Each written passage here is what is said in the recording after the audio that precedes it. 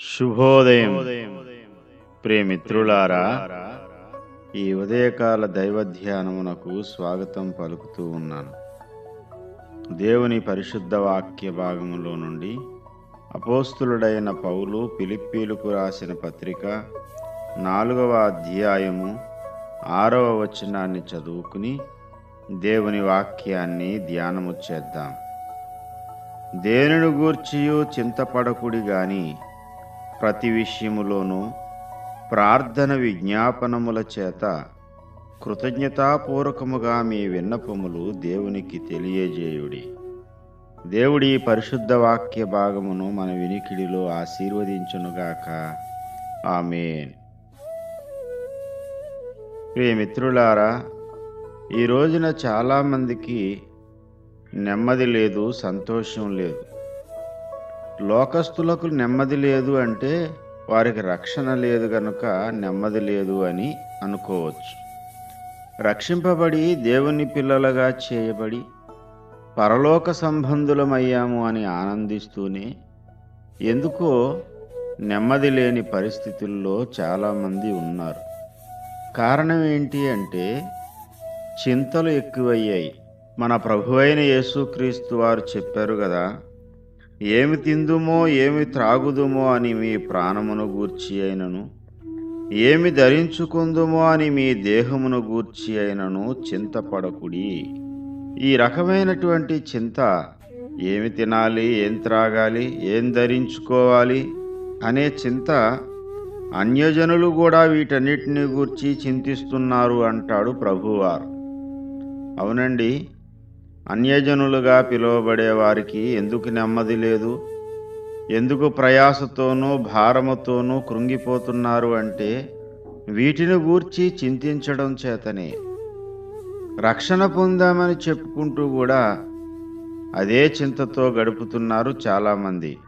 మరికొంతమంది భవిష్యత్తును గూర్చి చింతించేవారు. రేపటిని గూర్చి చింతింపకుడి అని ప్రభువు చెప్పారు.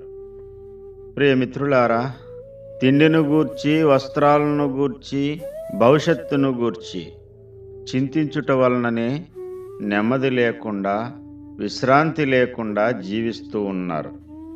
ప్రియమిత్రులారా, దీనికి పరిష్కారం ఏంటి? ఇదిగో లేఖన భాగంలో వ్రాయబడిన మాటను ఆలోచిందాం. దేనిని గూర్చి చింతపడకుడి గాని ప్రార్థన విజ్ఞాపనల చేత కృతజ్ఞతాపూర్వకముగా మీ విన్నపములను దేవునికి తెలియజేయుడి. ప్రియమిత్రులారా, చింతపడొద్దు, కానీ చేయవలసింది ప్రార్థన. మనం ప్రార్థించేటప్పుడు మేము నశించిపోతున్నాము, నీకు చింత లేదా అంటూ నిందారోపణ చేస్తూ నిష్ఠూరంగా ప్రభుతో మాట్లాడడం కాదు, కృతజ్ఞతాపూర్వకంగా మన విన్నపాలను ప్రభువుకు తెలియజేయాలి.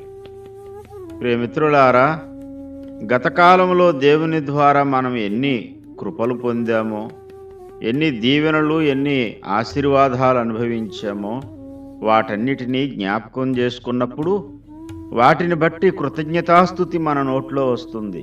కృతజ్ఞతాస్తుతులు చెల్లిస్తూ కృతజ్ఞతాపూర్వకముగా మన విన్నపాలను దేవునికి తెలియజేద్దాం.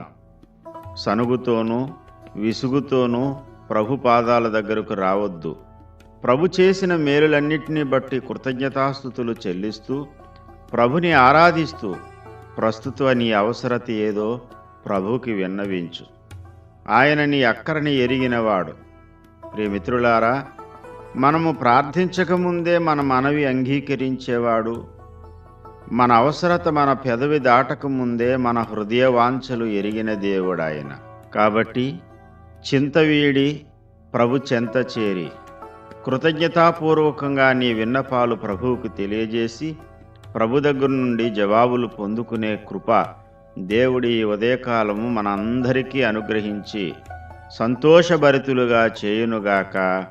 ఆమేన్.